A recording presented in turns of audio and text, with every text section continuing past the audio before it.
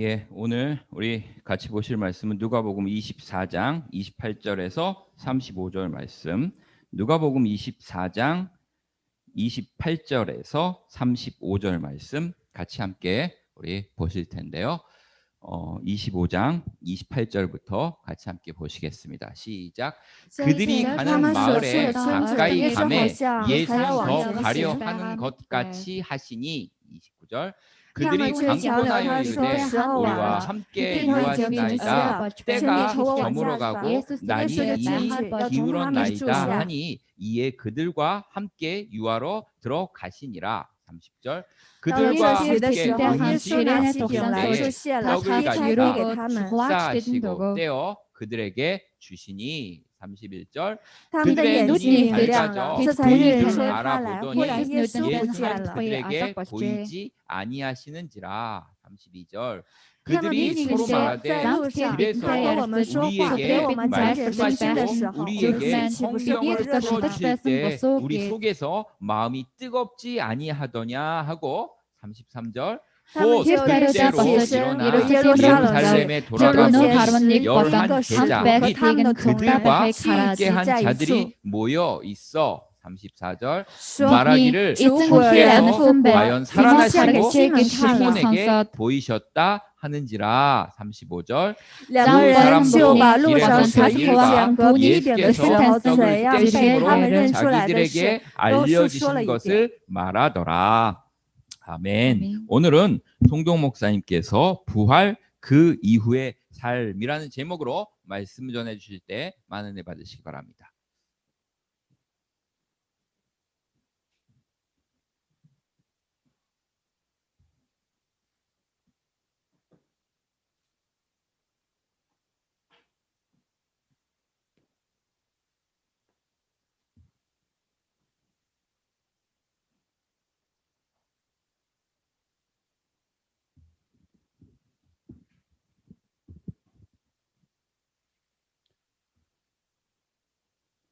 지난 4월 4일 우리는 부활절을 지냈습니다.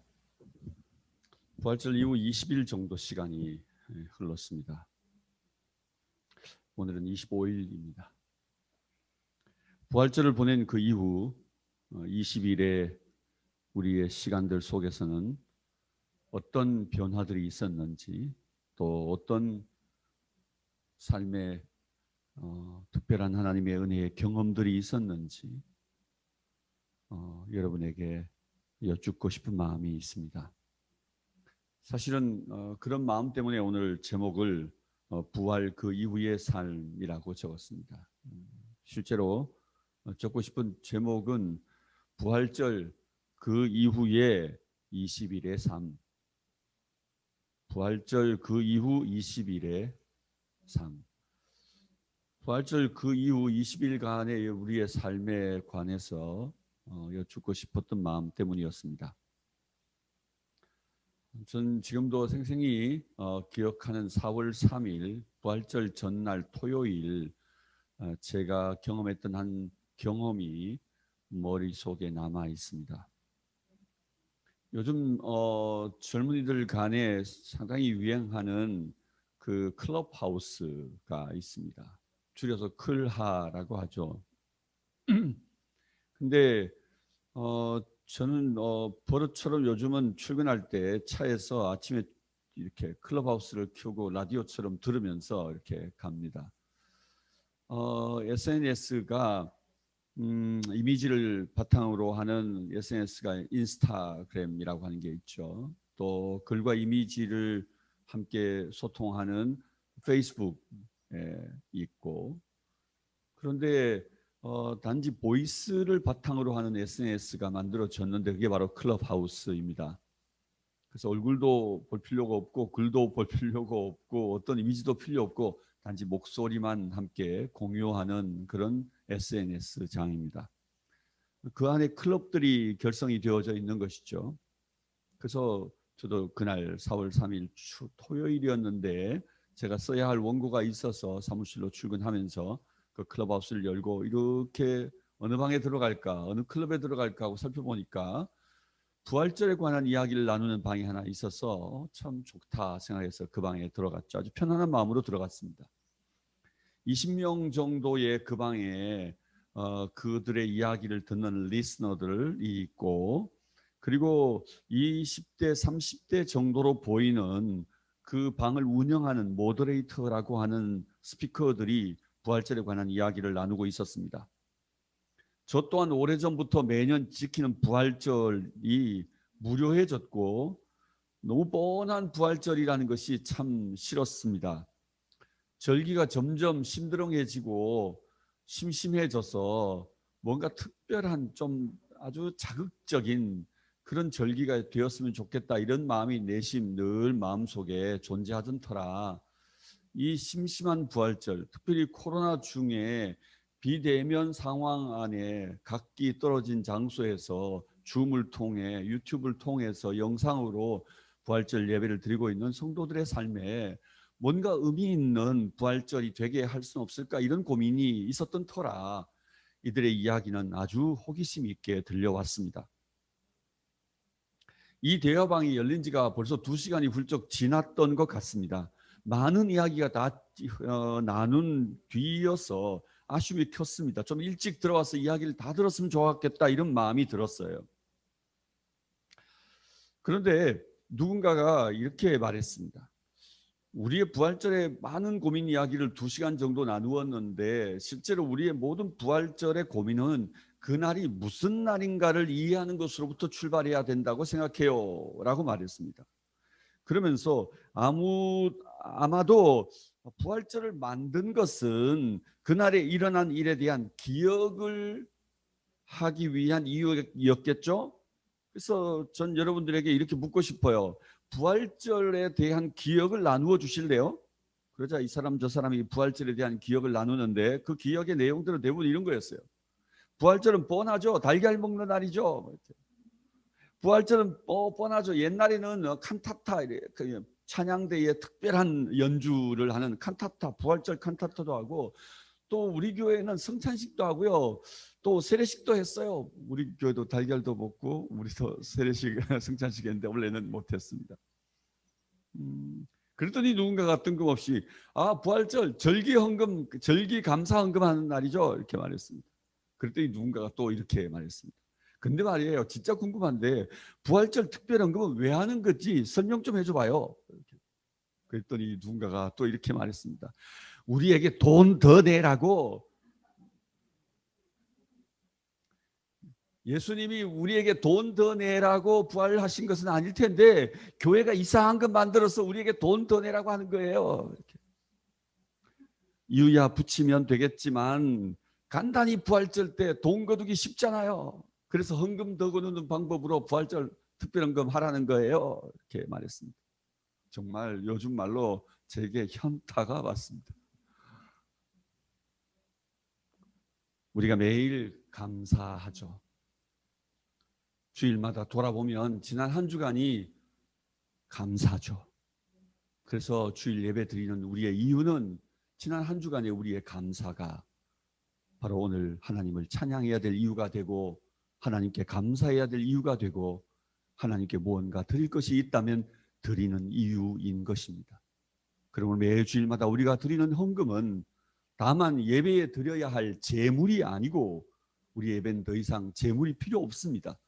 그리스도께서 단 한 번 십자가 위에서 오고 오는 세대의 모든 이들의 제물이 되어 주셔서 더 이상 우리의 예배, 하나님을 향한 예배에는 제물이 필요 없습니다. 이것은 제사가 아니기 때문입니다. 그리스도께서 이미 우리에게 허락하신 구원과 그 은혜를 기억하고 또 한 주간도 우리 삶에 베푸신 은혜를 기억할 때에 무엇이든지 드려야 하는 기쁨이, 무엇이든지 드리고 싶은 마음이 우리 안에 가득하기 때문에 드릴 것 없어 내게 있는 헌금이라도 주님 앞에 드리는 것입니다. 그건 감사의 표현이며 우리의 예배의 내용인 것이죠. 그런데 부활절의 특별한 헌금은 실제로 돈 더 내기 하기 위하여 주님이 죽으신 것은 정말 아닐 텐데 왜 있느냐? 아니요, 왜 있는 게 아니라 돈 거두기 위해 만들어낸 어떠한 방법이 아니라 매주일이 감사지만, 매주일이 감사가 우리 예배의 이유이지만 우리 삶의 절대 절망과 죽음의 문제를 해결해 주신 우리 주님의 부활을 기억하면 내 존재 전체를 다 드려도 갚을 길이 없는 은혜요, 내 존재 전체를 다 드려도 우리 주님이 날 위해 죽으시고 다시 살아 죽음의 권세를 이기시고 우리에게 기쁨과 자유와 생명과 영생을 주신 이 은혜를 더 무엇으로 갚을 길이 있겠냐 말이에요.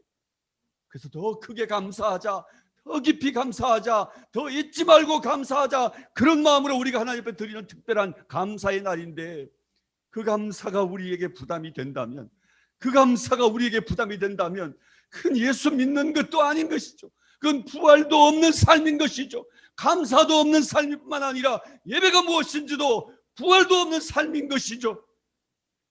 다만 그날의 부활의 특별한 헌금이 우리에게 부담이 된다면 그건 감사도 없을 뿐만 아니라 부활도 없는 그리스도인의 삶이라고 말할 수 있다고요. 교회는 돈 때문에 굴러가는 공동체가 아닙니다. 예배는 돈 거두기 위해 드리는 어떤 의식이 아니기 때문입니다.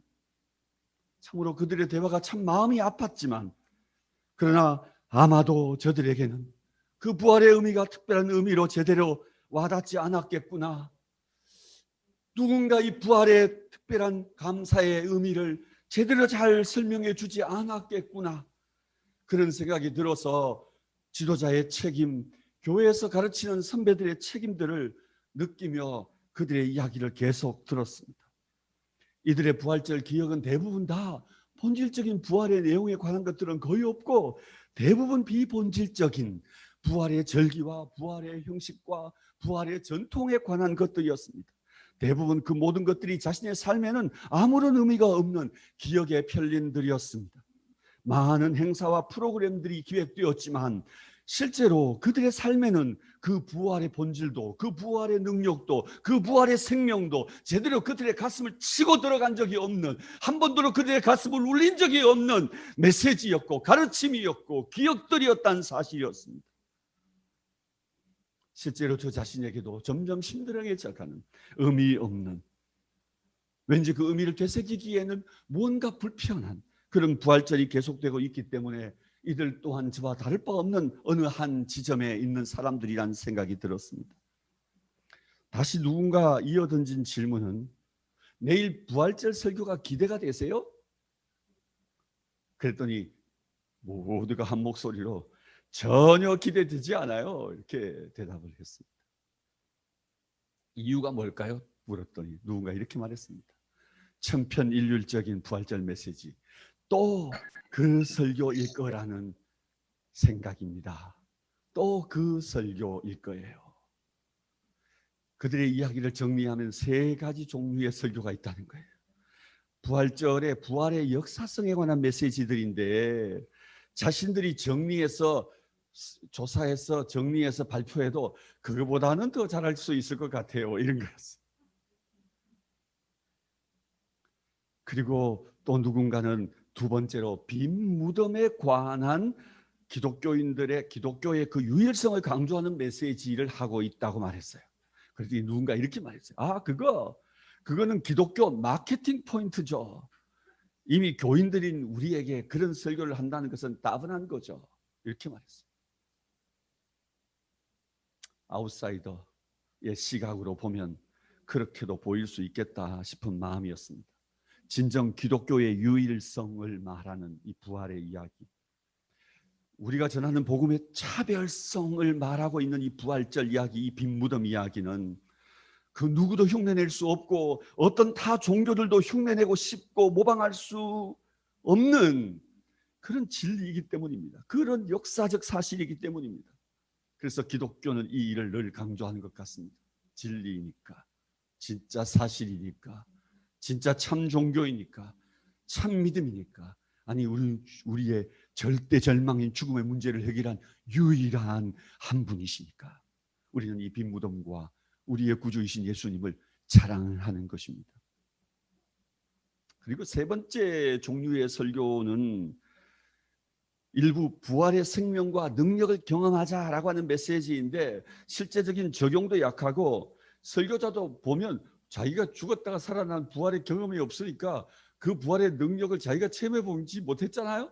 그러다 보니 뻔한 판에 박힌 이야기죠. 뭐 이렇게 이야기했어요. 정말 목사들의 설교를 철저히 조사해서 잘 정리해서 보고서를 주는 것 같은 느낌이어서 저로서는 정말 어지럼증이 왔습니다. 저 또한 매년 돌아오는 부활절마다 늘 비슷한, 아니 매 절기들마다 절기 설교가 얼마나 목사들에게 힘든지 아세요? 본문은 정해져 있고 그리고 그 돌아오는 절기들마다 다르게 해볼래야 다르게 할 방법이 없는 거예요. 그러니 언제나 그 본문을 취하고 조금 비켜서 본문을 선택해보지만 하는 이야기는 어쩌면 가르쳐야 될 내용은 뻔한 그 설교들이니 네가 목사 한번 해봐라, 너희도 부활절 설교 한번 해봐라, 이런 말로 변명을 하고 싶지만 저는 스피커도 아니고 거기 올라가서 말하고 싶은 상황도 아니고 말했다가는 20대 1로 엄청 두들겨 맞을 게 뻔해서 저는 그냥 듣기만 했습니다. 변명들이 없진 않았지만 그저 제 입을 닫고 있었던 거죠.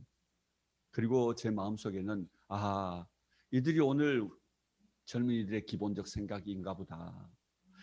우리 젊은이들이 정말 아무것도 모른 채 교회당을 오고 가고 있는 게 아니라 이토록 목사와 목사의 설교에 대하여 분석하고 그리고 정리되어서 꿰뚫고 있는 것이로구나, 이런 생각을 하니 실제로 저도 이들 청중을 대해야 하는 한 설교자로서 어떻게 이들과 만나야 할지 깊은 고민이 일었습니다. 대화의 말미에 이들은 이렇게 비판적으로만 끝나지 않았다는 거예요. 사실은 그게 제게는 더 충격적이었습니다. 이들은 이렇게 결론을 내립니다.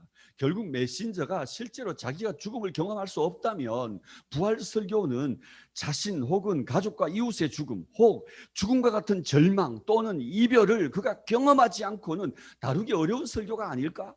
와, 부활 설교란 최소한 자신이 죽었다 살아날 수 없다면 가족과 또는 이웃과 가까운 지인들의 죽음을 경험하거나 깊은 절망을 함께 경험하거나 아니면 깊은 이별을 경험하면서 죽음과 같은 절망을 경험한 사람들만이 이 부활의 설교를 제대로 다룰 수 있는 사람들이지 않을까?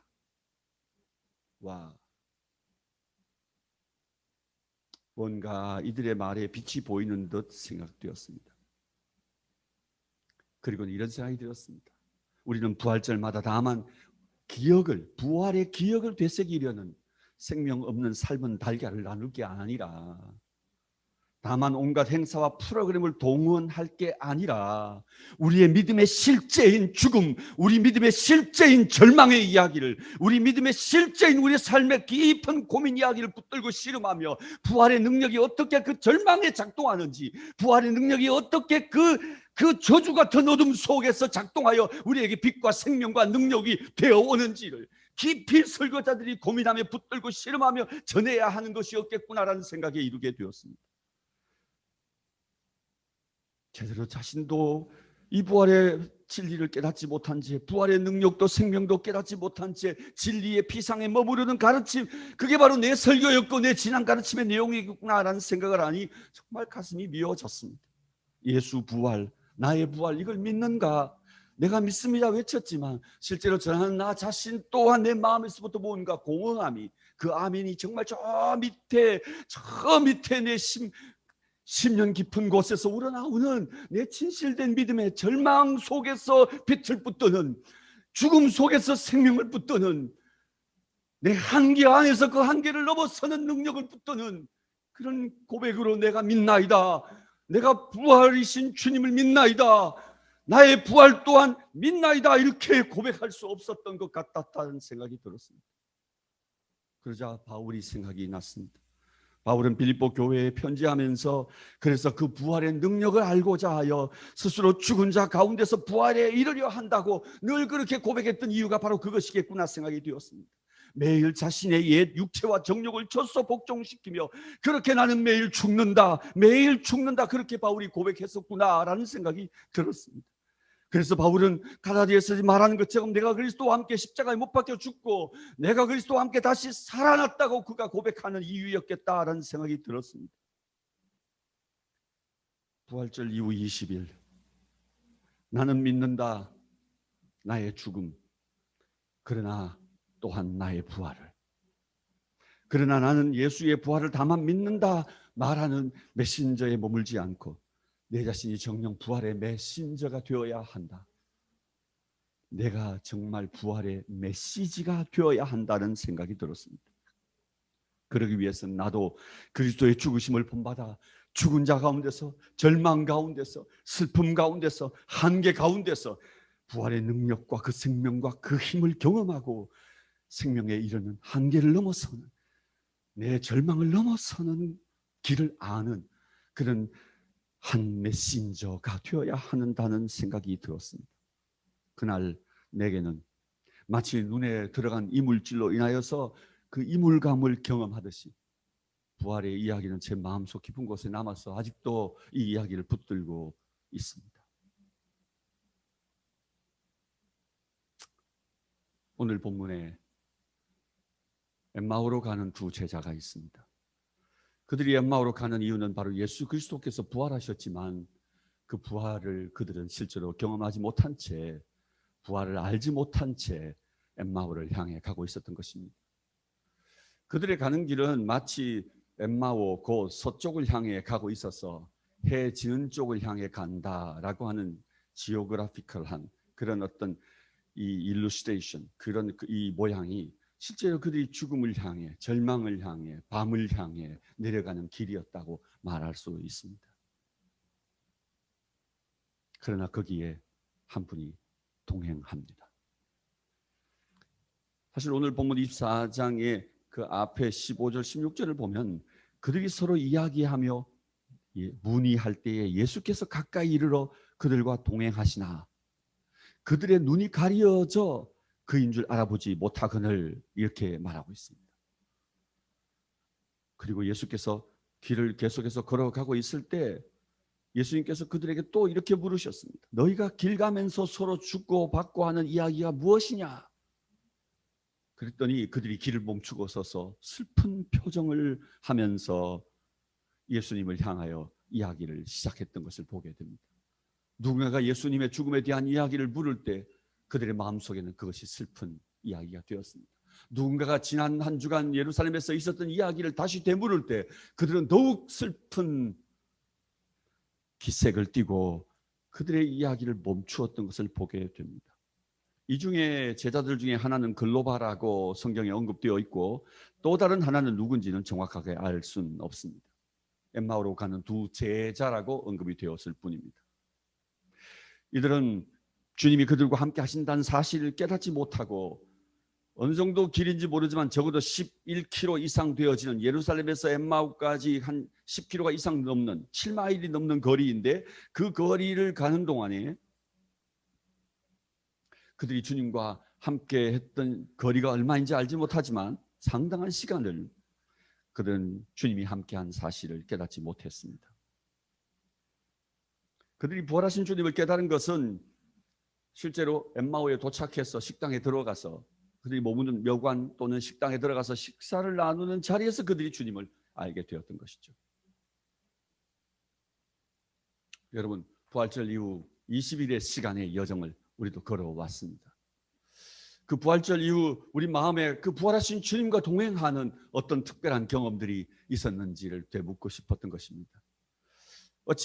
마치 이 두 제자가 엠마오에서 경험하여 그들 눈을 뜨며 주님을 만나게 되었던 것처럼, 주님과 함께 새로운 역사를 시작했던 것처럼 엠마오라고 하는 지점이 지난 20일의 여정 안에 있었는지를 여러분에게 여쭙고 싶었던 것입니다. 그렇지 않다면 저는 오늘 본문 이야기에서 다시 우리의 여정을 새 출발하기 위한 힌트를 여러분에게 나누고 싶은 것입니다. 그 첫 번째는 주님의 식탁에서 이들의 눈이 떴죠. 그래서 주님의 식탁을 기억하라고 교훈하고 싶습니다. 주님의 식탁을 기억하라. 부활하신 주님과 함께 길을 걸었지만 그들은 예수님이심을 알아보지 못했습니다. 그들이 예수님을 발견한 것은 바로 식탁에서였죠.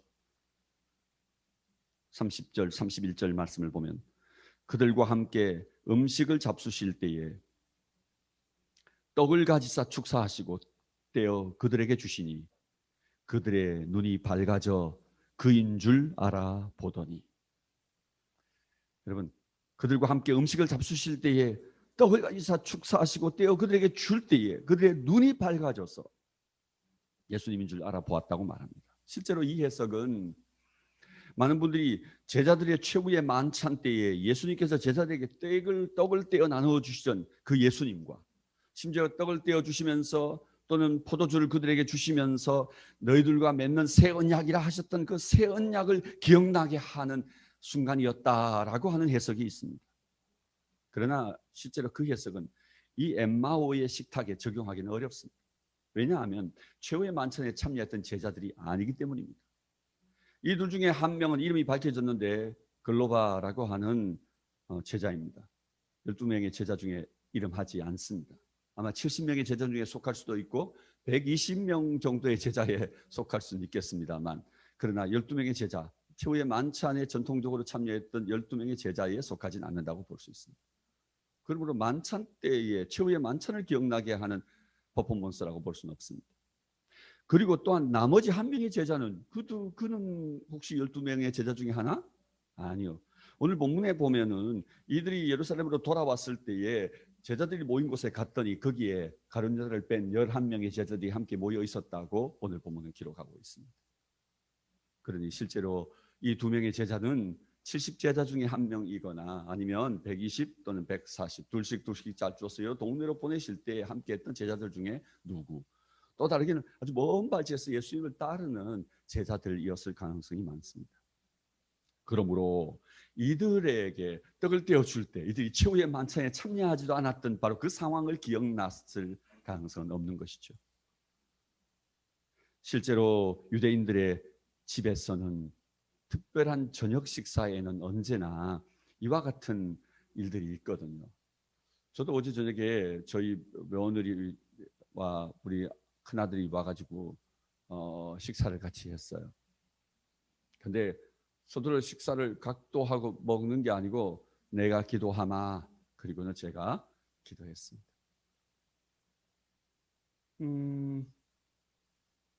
가정인 제가 해야 될 일이죠. 아버지가 해야 될 일이죠. 그저 가정 안에 있는 여러 가지 기도의 제목들, 또 특별히 우리 며느리 뱃속에서 자라고 있는 태명이 세복입니다. 새해에 주신 축복이라는 의미로 세복이 위해서도 기도하고 이렇게.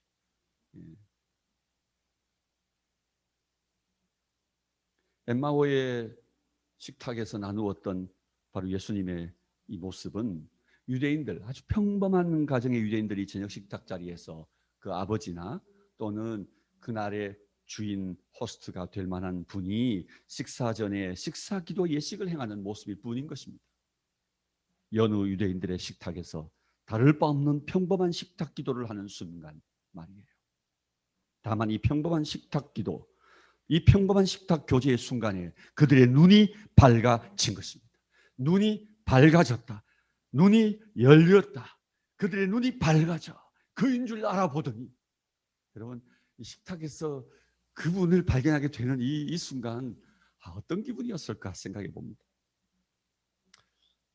배가 너무너무 고파서 당 떨어져 가지고 아무도 눈에 뵈는 게 없을 때 막 그냥 걸신 들리듯이 막 거지같이 그냥 막 퍼먹고 나면 그때서 눈이 밝아져서 사람 앞에 식탁에 앉은 사람들이 막 보이고, 이런 순간은 종종 제가 경험한 적이 있는데 식탁에 보이지 않는 손님으로 와 계신 바로 주님을 식탁에서 발견한 적은 저는 없었던 것 같습니다. 그러나 식탁에서 주님을 진하게 생각했던 식탁이 있다면 그건 바로 성찬, 바로 우리 주님의 식탁, 당신의 살을, 당신의 피를 우리에게 나누어 주시는 주님의 식탁에 초대받아 그것을 먹고 영원한 생명을 얻는 이 식탁의 경험은 있습니다. 그러나 일반 식탁에서, 이 평범한 이 식탁에서 주님을 발견한 적은 없었던 것 같습니다. 오늘 저는 성찬의 신비, 그 성찬 주님의 식탁의 신비를 더 설명하기보단 이 평범한 식탁의 이야기를 좀 더 나누고 싶습니다.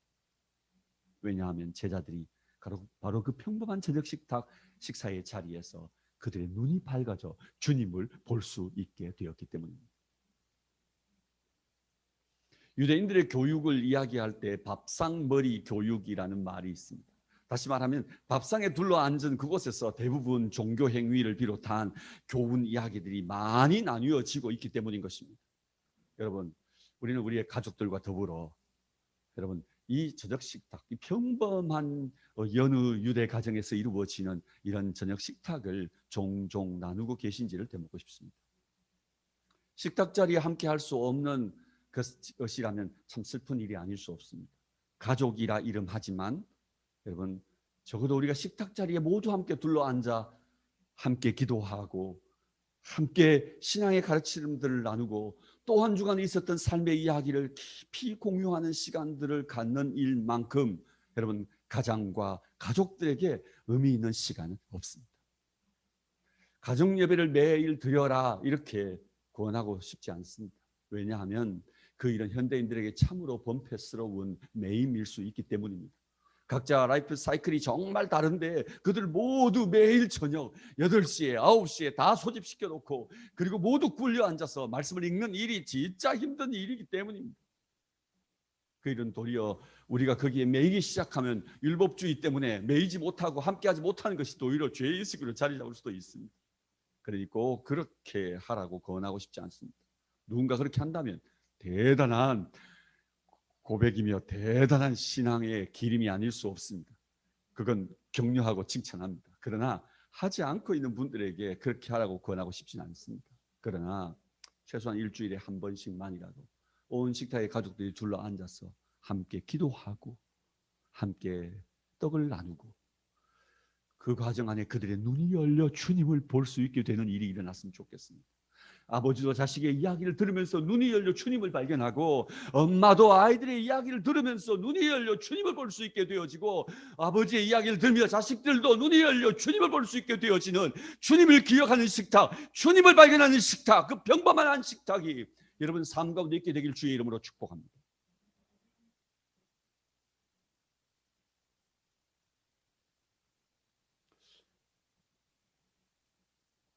그리고 나니 우리 교회 주일마다 함께 식탁을 나눌 수 없는 것이 얼마나 허전한지 몰라요. 정말 허전하다. 빨리 코로나 끝나고 밥 좀 먹자 이런 생각이 들었어요. 밥 좀 먹자 이렇게.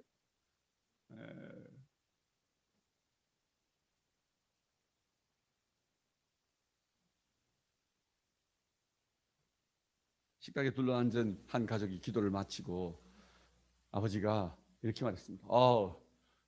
오늘 저는 뭐 큰일 날 뻔했어요. 차가 막 뒤집어져 가지고 그래가지고 차는 파손이 되어서 그냥 게러지로 끌고 가고 저는 그냥 털끝 하나 당치 않아서 진짜 하나님 앞에 특별한 감사가 있습니다. 이렇게 말했더니 어느 아버지, 그 아버지의 아버지, 할아버지가 이렇게 말했습니다. 아유, 아비야 큰일 날 뻔했구나. 네가 그렇게 그 일로 인해 감사한다면 나는 진짜 감사해야 된다. 그랬더니 모든 가족이 할아버지 왜요? 무슨 일이 있어요? 그랬더니 할아버지가 말하길 나는 오늘 아무 일도 없었다. 이렇게. 할아버지는 차가 부서지지도 않고 아무 일도 없어서 죽음 가운데 살아가는 그 아버지보다 훨씬 더 큰 감사가 있다고 고백합니다. 여러분 함께 그렇게 나눈 그 평범한 그들의 대화 안에 모두들 주님을 또 그렇게 뚜렷하게 발견하게 되는 식탁이었지 않을까요? 여러분 우리 식탁에서 주님을 기억할 수 있게 되기를 주의 이름으로 축복합니다. 두 번째로 오늘 보면 32절 말씀을 보면 그들이 주님을 발견하게 되는데요. 바로 말씀을 풀어 해석할 때였습니다. 여러분 우리 말씀의 은혜를 사모하십시다. 그들의 눈이 밝아지고 예수님을 알아보았지만 그들이 길 위에서 주님이 바로 그 주님이신 것을 알아보진 못했습니다. 근데 뒤늦게 회고하며 그들이 깨닫게 되는데요. 32절 말씀에 보니까 그들이 서로 말하되 길에서 우리에게 말씀하시고 우리에게 성경을 풀어주실 때에 우리 속에서 마음이 뜨겁지 아니하더냐. 제자들은 길 위에서 주님의 말씀을 풀어주시는 것을 들었는데요. 27절에 보면 이에 모세와 모든 선지자의 글로 시작하여 모든 성경에 쓴 바 자기에 관한 것을 자세히 설명하시니라. 모세 오경 선지서들이라고 불려지는 이 구약의 책들 가운데 예수님에 관한 것들을 예수님께서 풀어주셨어요. 성경 전체가 예수님에 대하여 말하고 있다는 것을 풀어주실 때 제자들이 뭔가 색다름을 느꼈던 거죠. 그들의 마음이 뜨거워졌던 거죠. He opened the scripture to us. He opened. 그가 성경을 우리에게 열어주었다. He opened the scripture to us. 그가 우리에게 성경을 열어주었다. 성경책을 들고 간 건 아니었을 거고요. 그때 성경책은 특별히 두루마리여서 연다는 것이 오늘 우리처럼 이렇게 닫았다가 이렇게 여는 것은 아닐 텐데요. 연다는 말은 실제로 성경을 열어주다. 그 말씀을 열어 보여주었다는 것입니다. 계시라고 하는 말은 실제로 우리 눈에 가리웠던 것을 그 베일을 걷어서 열어 보이는 것을 의미하기 때문에 오늘 이 말씀은 이미 계시된 말씀을 열어서 그들에게 드러나게 주었던 것 같습니다. 27절에서는 분명히 성경을 설명하였다라고 되어 있고 32절에서는 성경을 열어주었다라고 말하는데요. 그 방법은 그 성경을 그들에게 들려주는 방법이 성경에 대하여 설명하면서 그 성경을 설명하면서 그 성경을 열어준 것이죠. 여러분 그 성경에 대하여 설명하면서 그 성경의 의미를 열어준 거예요. 성경이 열린 것이에요. 말씀이 열린 것이라고요. 여러분 우리 하나님 말씀이 열릴 때 우리에겐 은혜가 있습니다. 하나님 말씀이 열릴 때 우리 마음이 뜨거워지는 거예요. 성경이 열릴 때의 부활의 생명의 역사가 성경이 열릴 때 그 부활의 신비와 그 부활의 비밀과 그 부활의 능력이 우리에게로 전이되는 거예요. 우리에게 오는 거예요. 성경을 풀어줄 때 그 의미가 깨달아지는 것만 아니라 우리의 가슴에 에너지가 되는 거예요. 우리 가슴에 능력이 되는 거예요. 우리 가슴이 뜨거워지는 거예요. Our hearts burning. Our hearts burning within us. Our hearts burning within us. 우리 안에 말이에요. Our hearts, our hearts가 burning 했다. Our hearts burning within us. 우리도 말씀을 듣고 깨닫게 될 때 우리 마음이 뜨거워지는 것을 많이 경험했습니다. 그때 주님을 향한 사랑이 다시 시작되고 주님을 위한 헌신이 가슴에 다시 한번 불이 붙는 것을 우리가 경험하니까요. 여러분 하나님 말씀을 들을 때 바로 이 마음이 뜨거워지는 경험들이 여러분에게도 계속 되어질 수 있기를 주의 이름으로 축복합니다. 말씀을 열 때에 여러분 그러므로 하나님 앞에 우리가 기도하며 말씀을 열어야 합니다. 주님 성경책을 여는데요. 진짜 이 말씀이 내게 열리게 해 주십시오. 여러분 우리가 매일 아침 묵상할 때마다 성경을 열고 이 말씀이 열리도록 우리가 기도하길 바랍니다. 그때 그 말씀을 묵상하는 중에 우리 가슴이 다시 뜨거워지는 것을 보게 될 것입니다. Our hearts burning, my heart's burning.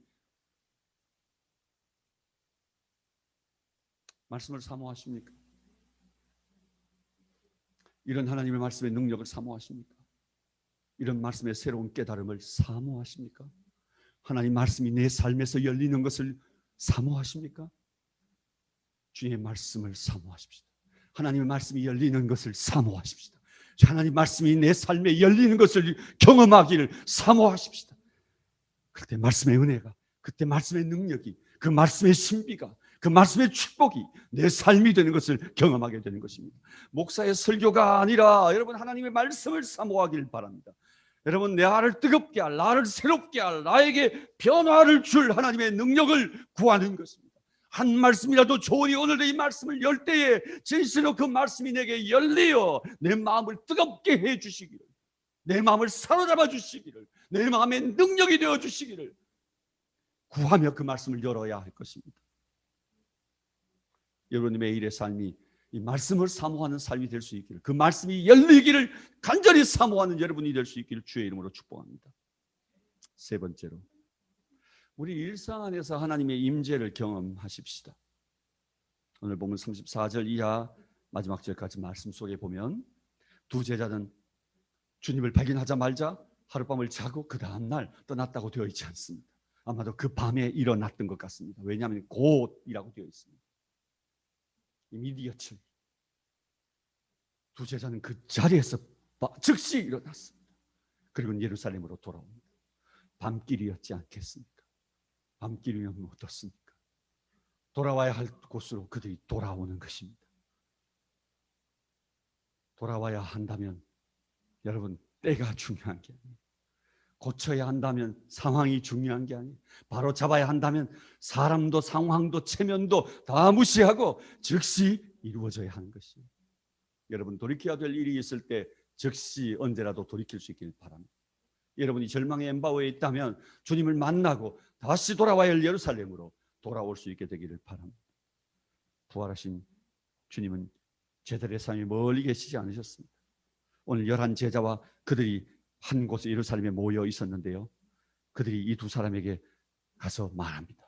주께서 과연 살아나시고 시몬에게 보이셨다는 말을 그들이 들으면서 두 사람도 길에서 된 일들을, 예수님이 떡 대시는 일들을, 자기들의 눈이 밝아지고 그 가슴이 뜨거워졌던 이야기를 막 뜨거움으로 나누기 시작합니다. 여러분, 그런데 바로 그때 주님은 바로 그들 가운데 함께 계셨던 것을 보게 됩니다. 오늘 본문 뒤이어 36절 말씀에 보면 이 말을 하고 있을 때에 예수께서 친히 그들 가운데 서서 이르되 너희에게 평강이 있을지어다. Peace to you. 그럼 주님은 멀리 계시지 않아요. 계시지 않은 것 같아도 언제나 함께 계시는 분이세요. 늘 말하듯 주님은 시간을 초월하여 공간을 초월하여 우리 가운데 계시는 분이시잖아요. 길 위를 걷고 있을 때 주님이 제자들과 동행하셨죠.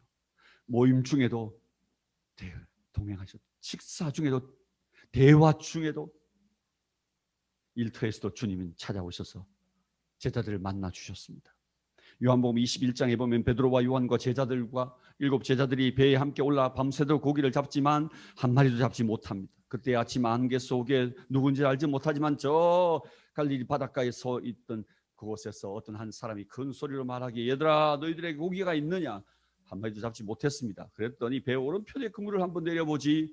이 얘기를 듣고 그들은 배 오른편에 그물을 내렸는데요, 그때 그물을 끌어올리는데 오늘 요한복음 21장에 보면 그물을 들 수 없었다 이렇게 말합니다. 그물을 들 수 없었다. 여러분, 어부들이 고기 잡다가 한 번씩 그물을 들 수 없는 그런 경험들을 하지 않겠어요? 여러분, 그 일이 특별한 기적은 아닌 것 같아 보입니다. 그 일 자체로 보면. 여러분, 밤새도록 한 마리도 고기를 못 잡았는데 딱 했는데 제대로 만난 거예요. 그래서 그냥 그물이 그냥 들 수 없는 정도로 그물을 고기 잡을 수도 있는 거죠. 뭐 여러분, 뭐 그럴 수도 있다 생각하면 와 여러분, 행운이잖아요. How lucky it is. 그냥 누구에게나 있는 일일 수도 있잖아요. 뭐 그런데 말이에요, 이 말을 하자마자 그물을 들 수 없었을 때 여러분, 그 고기 그물이 여러분 묵직함을 느낄 때 요한은 말이에요, 주님 냄새를 제일 잘 맡는 놈이잖아요. 왜냐하면 주님 품에 늘 기대어 있고 이렇게 아양을 떨면서 치대고 이 스킨십을 진짜 좋아하던 녀석이 바로 요한이었잖아요. 제일 어리기도 했고 말이에요. 그래서 그런지 주님 냄새를 맡은 거죠. 그랬더니 주시다.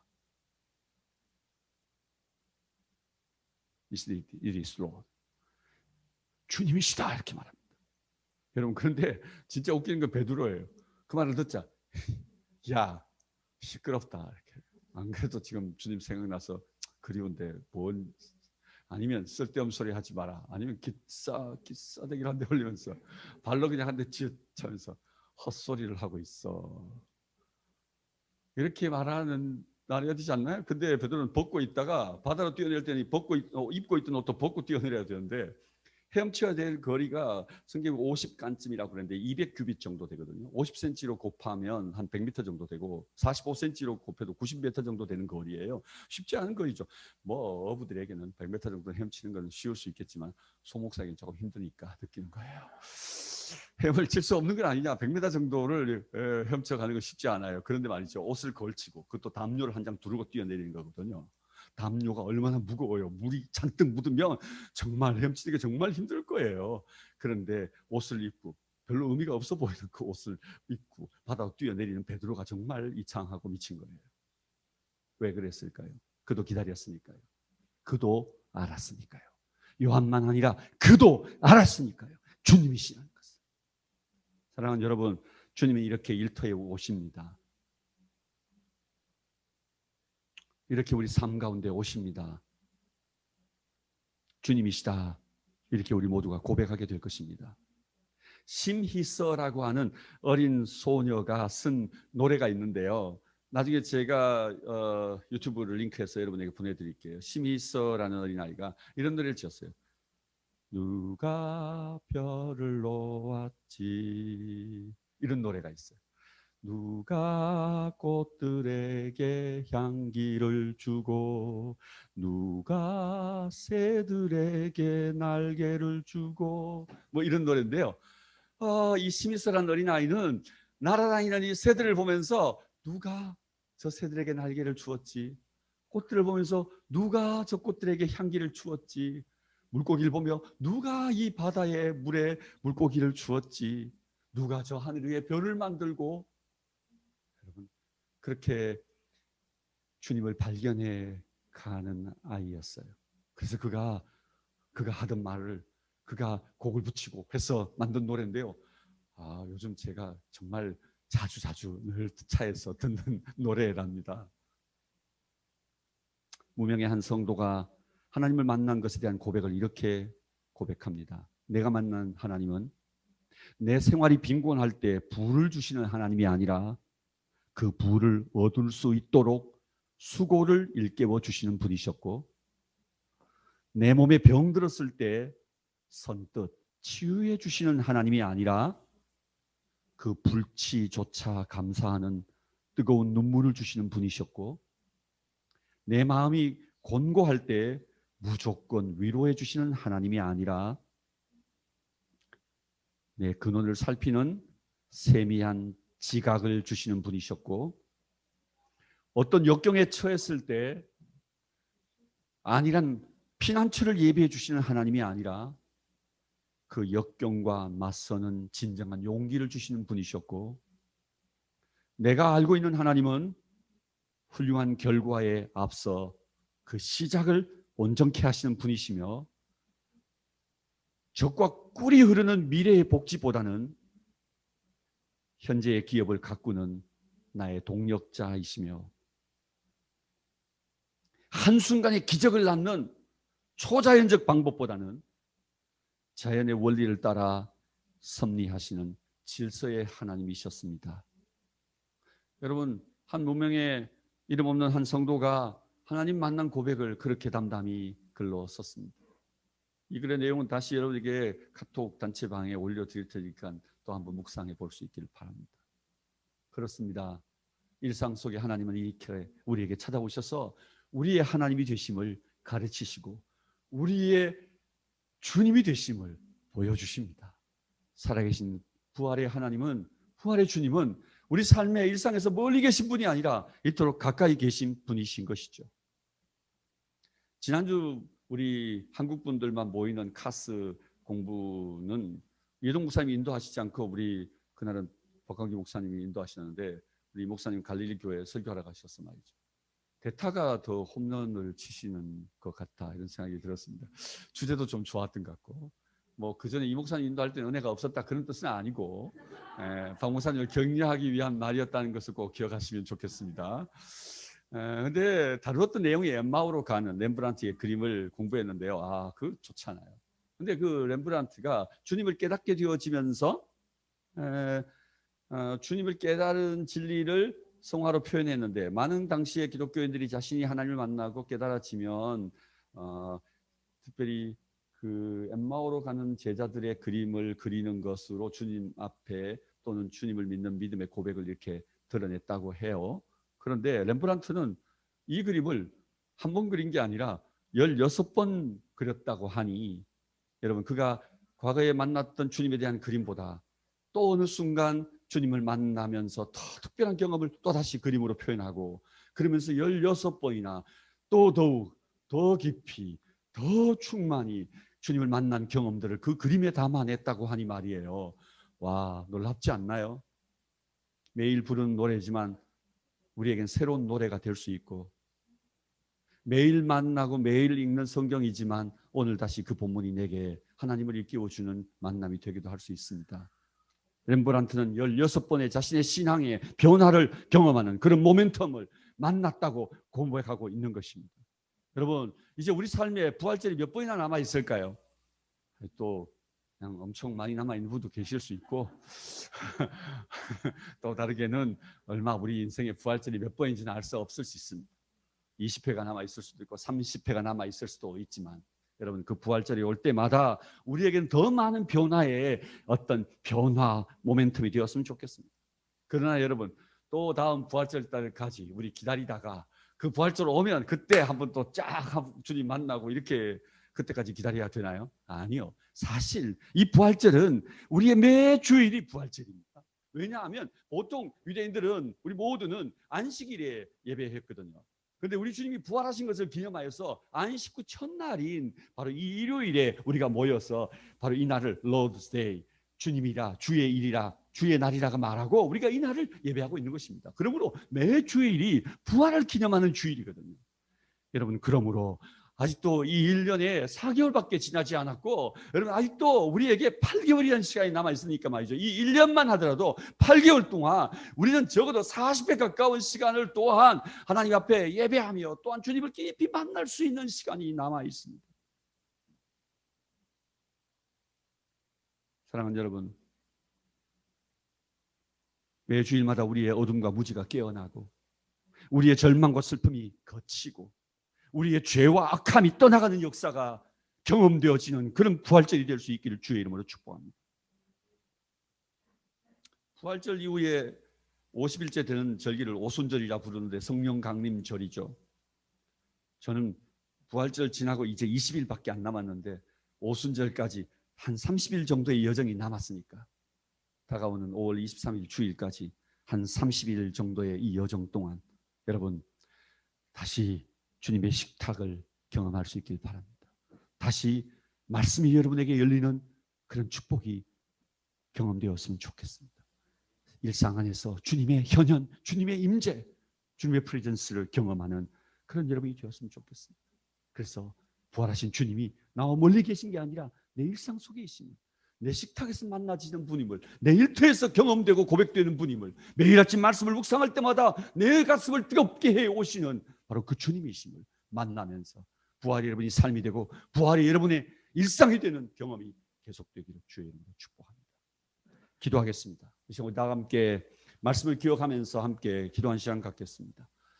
부활 그리고 지난 20일 여정 동안에 주님의 부활이 내게 생명과 능력과 역사가 되지 못했다면 오늘 말씀과 더불어서 오순절까지 부활절 다시 부활절 우리 그리고 그 이후 30일의 여정이 되어서 주님을 깊이 만나는 시간들이 되도록 매 주일이 바로 그 부활을 경험하는 부활절이 될 수 있도록 아니 매 시간마다 우리의 식탁마다 또는 우리의 묵상의 시간마다 우리가 하나님을 만나는 그런 주님의 시간들이 될 수 있도록 이 시간 우리 함께 다 같이 사모하며 함께 기도하겠습니다. 기도하십시다. 하나님 아버지 은혜와 사랑 감사합니다. 오늘도 귀한 말씀 함께 읽고 또 함께 나누며 우리가 어떻게 이 시간들을 살아야 할지 매일의 시간을 우리가 살아야 할지 깨닫습니다.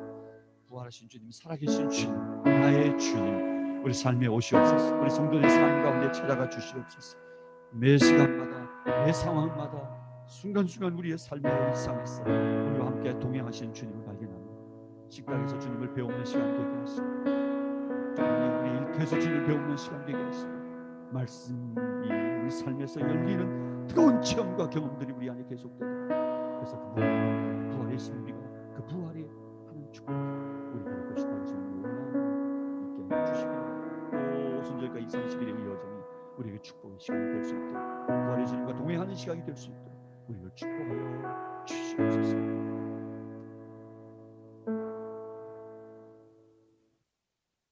주님 감사합니다. 우리의 일상이 은혜가 되게 하시고 말씀이 풀리는 능력을 허락하시고 식탁에서 주님을 만나는 그런 시간들이 되게 하여 주시옵소서. 그 부활이 늘 함께 우리와 함께하는 그런 우리의 기준, 삶의 기준 되게 하여 주시옵소서. 감사드리며 예수님의 이름으로 기도드렸습니다. 아멘.